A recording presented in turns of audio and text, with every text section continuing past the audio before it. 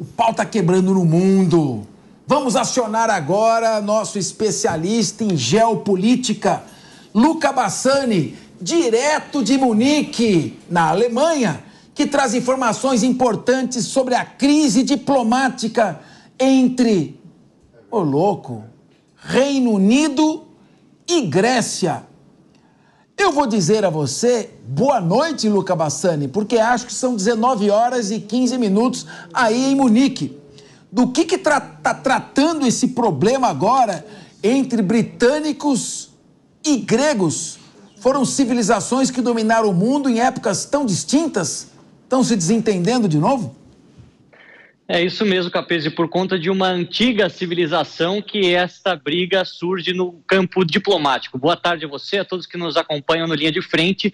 Os dois primeiros ministros dos respectivos países, inclusive eles, ambos são conservadores, tanto Rishi Sunak quanto Kyriakos Mitsotakis da Grécia, cancelaram um encontro após uma discordância, de uma divergência relacionada à devolução dos mármores de Égin da antiga Grécia do Reino Unido para a Grécia. Uma promessa que foi feita, inclusive, durante a campanha. É importante mencionar que esses mármores tão bonitos do período clássico da Grécia Antiga foram conquistados pelos britânicos do começo do século XIX, em um acordo feito entre eles e o Império Turco-Otomano, que comandava a cidade naquele momento. Então, os gregos querem a devolução para os seus museus, os britânicos têm essa política de não devolver nenhum dos artefatos históricos coletados ao longo de toda a sua história, o que causou um grande mal-estar entre os dois primeiros ministros, inclusive porque Mitsotakis deu uma entrevista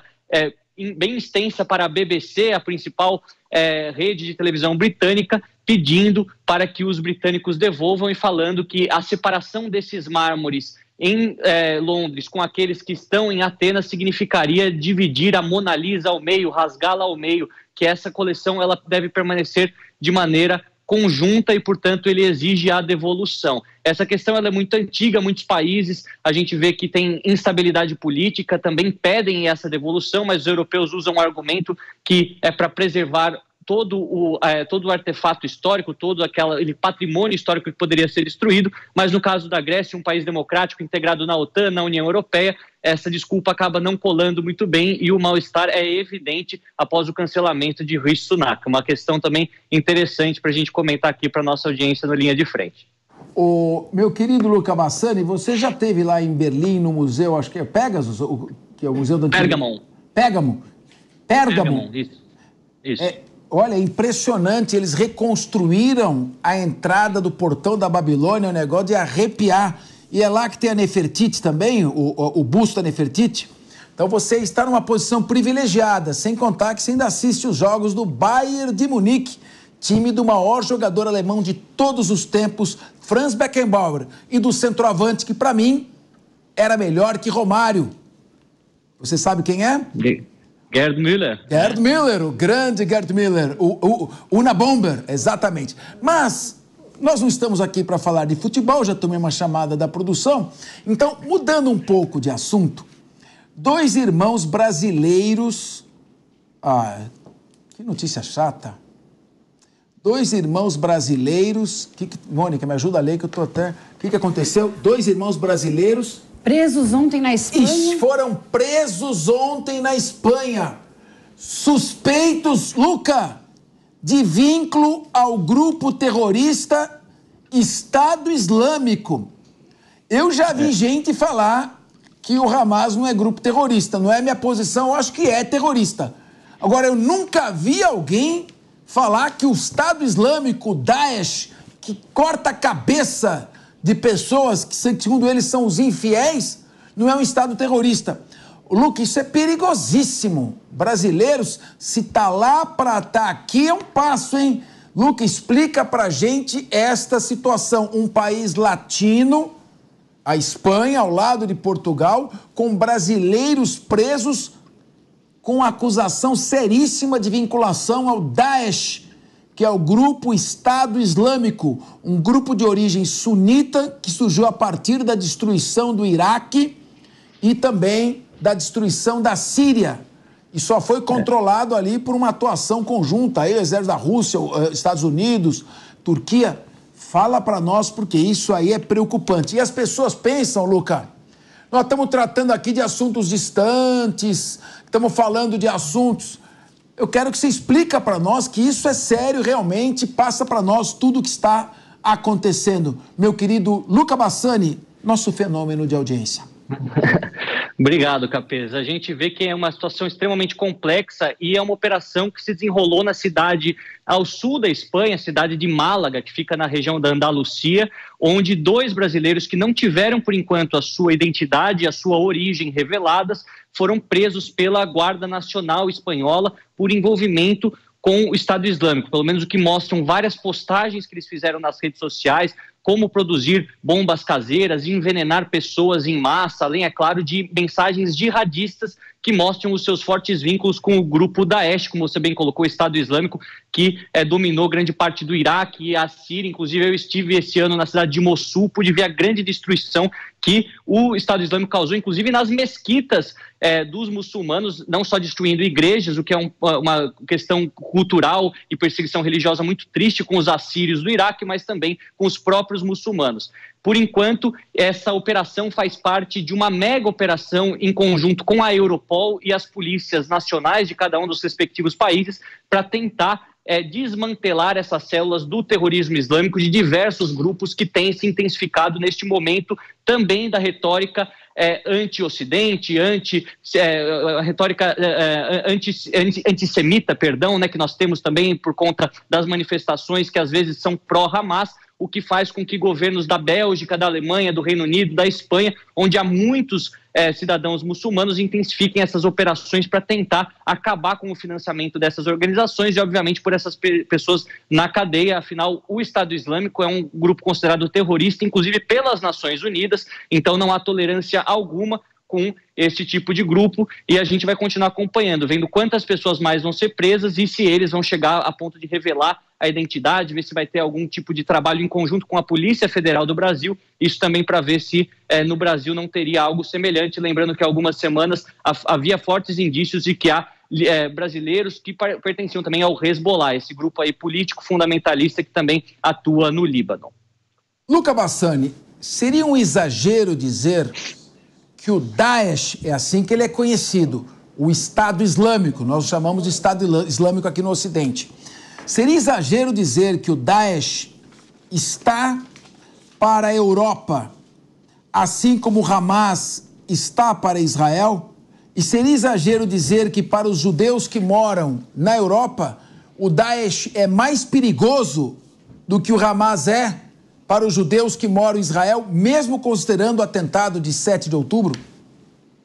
Olha, Capês, a gente vê que o chamado Estado Islâmico do Iraque e Levante, que surgiu nessa região onde você bem descreveu, teve seu ponto alto lá para o ano de 2014, 2015, também no contexto da Guerra Civil Síria, ele conseguiu fazer várias vítimas com o terrorismo internacional aqui na Europa, com atentados de sua autoria, seja na Bélgica, seja na França, seja na Alemanha, no mercado de Natal em Berlim, um dos atentados mais tenebrosos que aconteceu aqui no país durante as últimas décadas, mas a gente vê que após essa grande empreitada militar da coalizão liderada pelos americanos, com a participação dos curdos, com os turcos e, de certa forma, também as forças de Assad, apoiadas pela Turquia, conseguiram repelir e acabar com o controle territorial de grandes cidades por parte dos terroristas. De qualquer maneira, a mesma dificuldade que Israel tem de acabar com o Hamas por se tratar de uma ideologia, o Ocidente e os outros países também do Oriente Médio têm a dificuldade de acabar com o Estado Islâmico, que também é uma ideologia nefasta,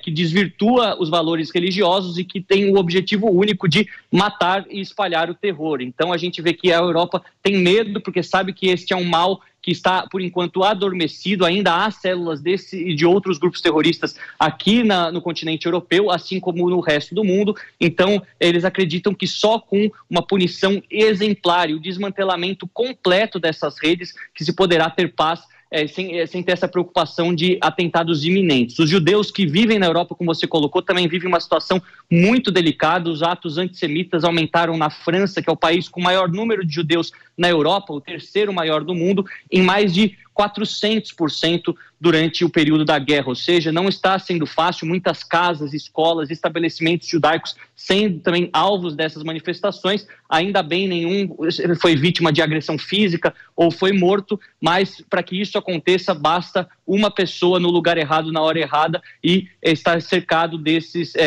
com essas ideias totalmente malucas. Então, realmente é uma situação que preocupa os líderes europeus que têm combatido aqui na Alemanha. A postura outrora passiva de Olaf Scholz se tornou mais ativa durante esses meses e muito tem sido investido também no setor de inteligência para tentar acabar e colocar na prisão todas aquelas pessoas que compactuam com essa ideia, que são completamente, que não são de nenhuma maneira próximas àquilo que nós acreditamos no Ocidente, na Europa, nas democracias, na liberdade de expressão, imprensa, liberdade religiosa, ou seja, pessoas que não têm valores semelhantes não podem aqui espalhar os seus ideais de morte e terror.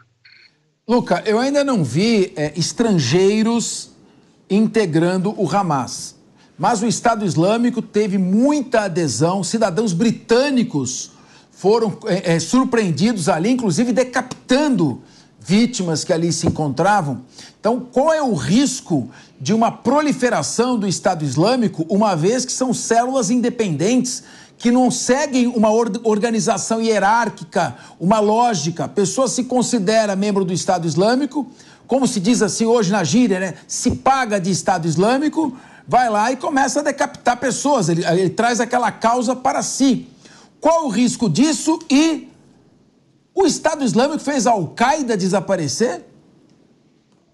Capaz, a gente vê que esses grupos fundamentalistas vão mudando seus nomes, mas a ideologia nefasta ela acaba sendo a mesma, que muda às vezes a sua região de atuação. A gente vê que atualmente a participação do Estado Islâmico dentro da Europa ela é muito mais reduzida do que foi durante os anos 2013, 14 e 15, e o que você falou é verdade, grande parte daqueles que eram recrutados para essa causa, eles eram pessoas de origem muçulmana, origem árabe, segunda, terceira geração, nascidos na Europa, com passaporte europeu, crescidos nas escolas aqui, portanto deveriam ter outros valores em si, outra visão de mundo, e mesmo assim iam para Al-Raqqa, né, aquela cidade no norte da Síria, iam para outras regiões do norte sírio e também do oeste iraquiano para realizar essas ações de terror, decapitando cristãos, decapitando até mesmo outros muçulmanos, e deu tudo certo para aquele momento o controle territorial ser reduzido ao máximo, o que a gente vê atualmente. Mas se trata de uma ideia, a gente não consegue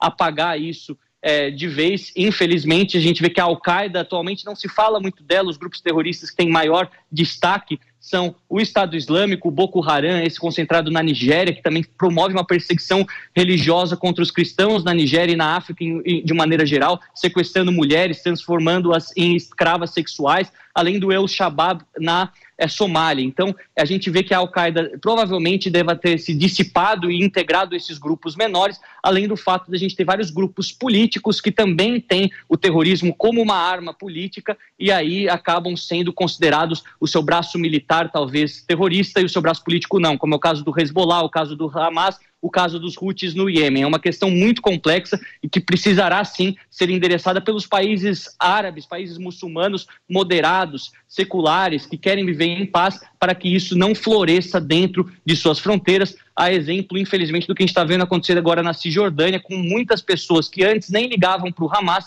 e agora, com a devolução dos prisioneiros, acabam se tornando simpatizantes da causa, o que é muito perigoso para o futuro, se considerarmos as radicalizações possíveis dentro dos territórios palestinos. Luca, eu vou agora apelar para o seu poder de síntese, porque nós temos aqui, a oposição está tentando barrar a nomeação do Flávio Dino para o STF aqui no Brasil.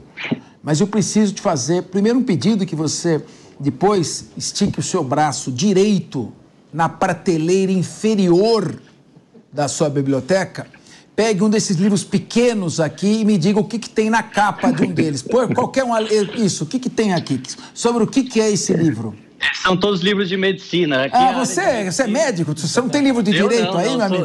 Eu vou te mandar uns livros aqui que eu tenho, viu? A Alemanha é o berço da filosofia no direito penal. Aqui no Brasil, todo mundo tá nesse lado, os alemães. A biblioteca ela é ampla em todos os lados. Olha então a gente que tem beleza! Livros olha de outras só! Tem um piano lá também, então é uma região muito gostosa de trabalhar aqui. Olha, todo dia trazendo as notícias daqui. Ô, Luca, então eu vou te botar, já que você está esnobando essa cultura toda, eu vou te pôr numa saia justa. Aqui no Linha de Frente não tem censura e não temos papas na língua. Eu ouvi uma história, quero ver se você ouviu também, que a guerra civil na Síria não foi uma guerra civil. O Catar quer passar um gasoduto pela Síria em direção à Europa, o que praticamente aniquilaria o poder da Rússia como provedora energética da Europa Ocidental. E o Bashar al-Assad, que é o presidente da Síria, né, herdou do seu pai Hafez Assad, ele é contra isso. Então ele é aliado da Rússia. Então, uau, eu não sei se é fofoca, mas que pegada, hein? A CIA, eu falo mesmo, a CIA e o Catar chegaram a regimentar terroristas, inclusive alguns da Al-Qaeda, que se somaram aos integrantes do Kurdistão, que está ali, para tentar derrubar o Assad. E aí sim entrou o Estado Islâmico, foi uma confusão generalizada. E houve, então, essa grande destruição da Síria, que só parou quando a Rússia bombardeou. Foi uma guerra civil ou, na sua opinião, isso que me falam aí, pelos cantos no meu ouvido, ou vejo às vezes no YouTube, é fake news? Olha, Capê, sobre essa questão do gasoduto do Catar até a Europa, eu não tenho informações, mas o plano de Israel era utilizar a rota através dos países do Golfo pela Arábia Saudita, fazendo paz com a Arábia Saudita, para depois da Arábia Saudita passar pela Jordânia e por Israel e do Mar Mediterrâneo chegar à Europa, inclusive deixando de lado a Turquia. E Erdogan não gostou nada deste plano de Benjamin Netanyahu, que agora, obviamente, vai sendo postergado.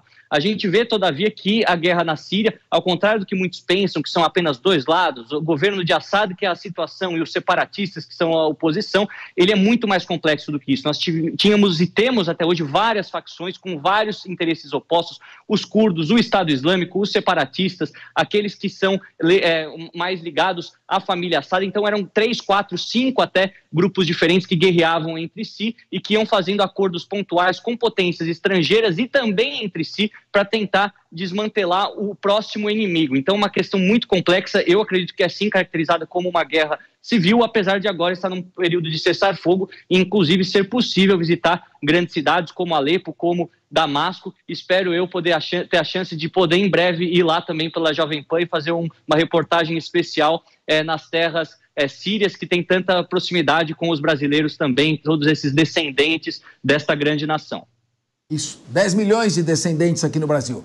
Luca Bassani, muito obrigado mais uma vez. Você tem grande parte nisso. Nós temos a melhor cobertura da guerra aqui na Jovem Pan. E muito se deve também à sua mais do que honrosa participação. Boa noite, Luca Bassani, direto de Munique para o Linha de Frente.